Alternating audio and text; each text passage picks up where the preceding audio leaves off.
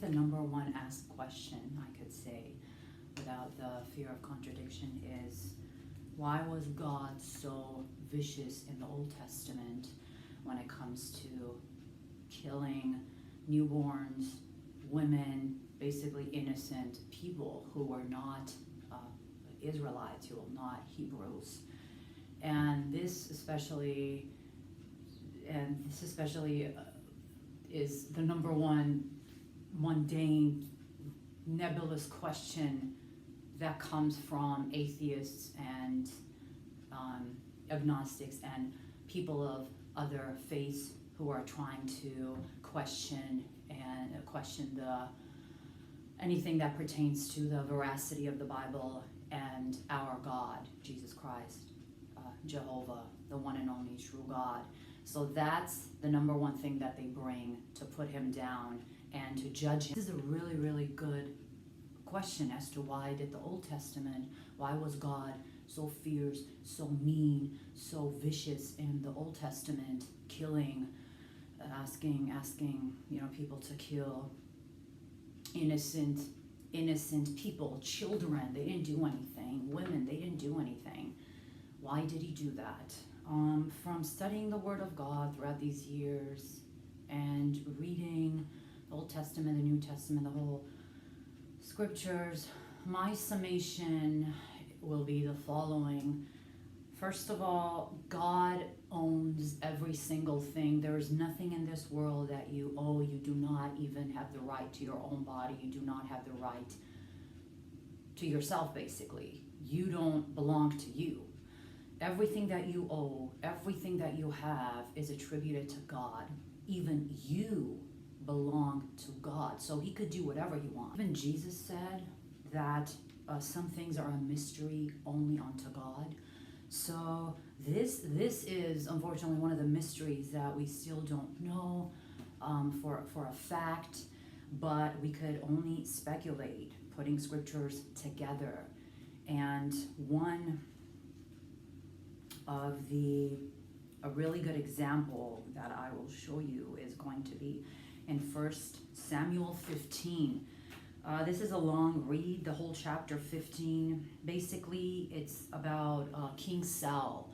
God says, go and kill all the Amalekites, from child to women, every single thing, from cattle, kill their animal, kill every single thing that belongs to the Amalekites. Don't leave anything alive, okay? So if you go to 1 Samuel 15, 3. 1 Samuel 15 and 3. Now go and attack Amalek and utterly destroy all that they have, and do not spare them, but kill both men and women, infant and nursing child, oxen, sheep, camel, and donkey. Verse 8, he also took Agag, king of the Amalekites, alive.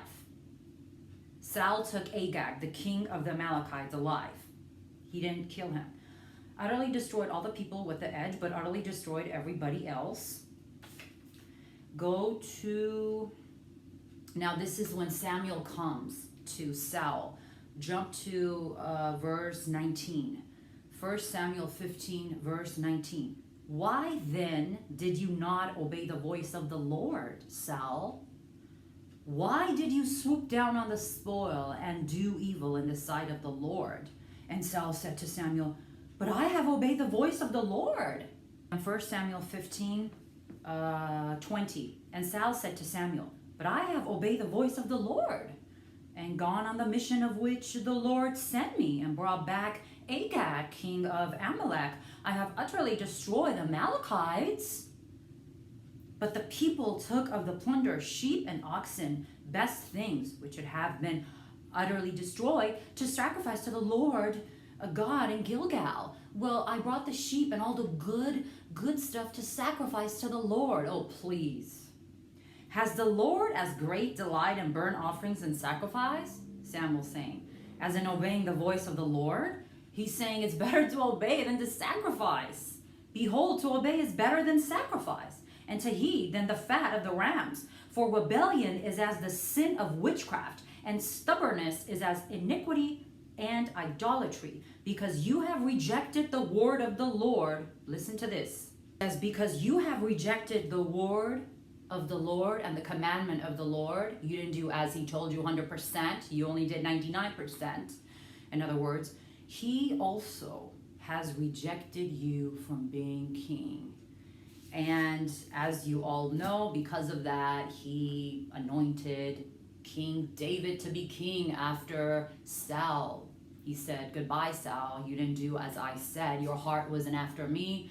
Your heart was after, let's just say, religion. Oh, let me do this to please the Lord. Oh, yeah, he told me to kill everything, but I mean, these are good. Why would I kill the animal? Why would I do that? I killed everything at 99% of every single thing.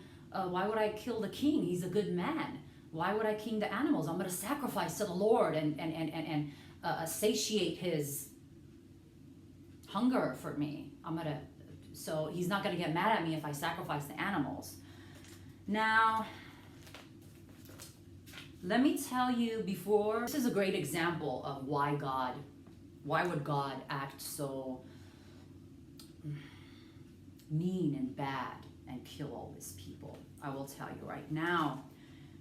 Let's fast forward 550 years. Now, where do we go? 550 years. Where do we end up? We end up in Esther. Let's go to Esther. Esther 9 and 24. Because Haman, the son of Hammedatha, the Agagite, the enemy of all the Jews, had plotted against the Jews to completely annihilate all the Jews, and had cast Pur to consume them and destroy them. This is when Esther comes in and goes before the king and says, spare all the children of Israel, because I'm a Jewess as well. The king Ahasuerus loves her so much. She's the queen. He basically kills Haman.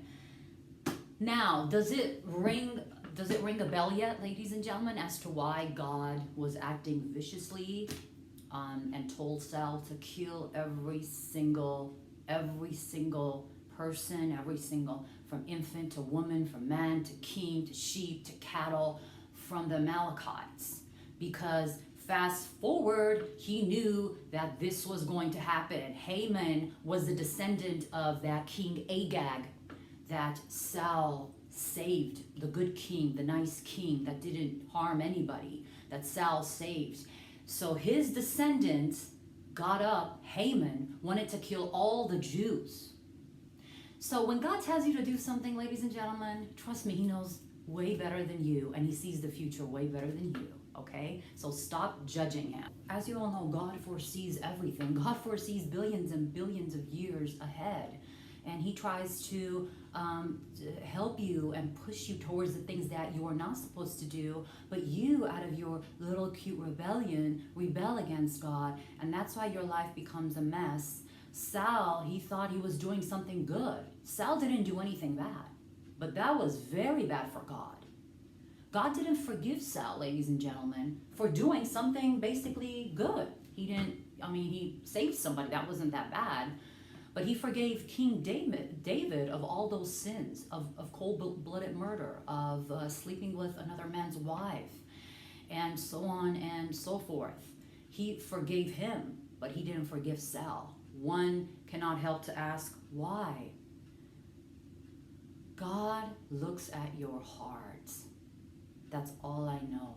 God looks at your heart as to how clean your heart is. You know what's the saddest thing is when it comes to God and the personality of God and his ways is the more you question him, not innocent questioning to know more about him, not questioning him because you are hungry for him and you want to get closer to him. That's different questioning.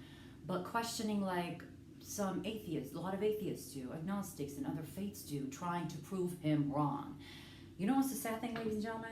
The more you question him trying to prove him wrong, the more he will hinder everything in your life, the more he will blind you, the more he will not allow revelation to come inside you and to talk to you, the more he will not open his face and show himself to you.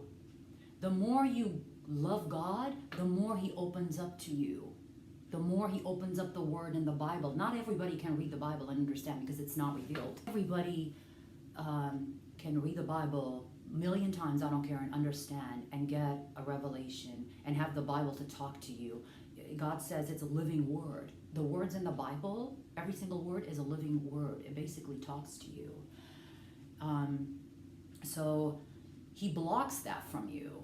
When you question him, you know, why are you doing this? What kind of a God are you? What kind of a God are you? You killed all these people in the Old Testament. Yes, Jesus took that away, but what kind of a God was that? I can't worship a God like that. And he says, okay, it's okay. I'll blind you right now. You don't need to worship. I'm not even going to allow you to see me.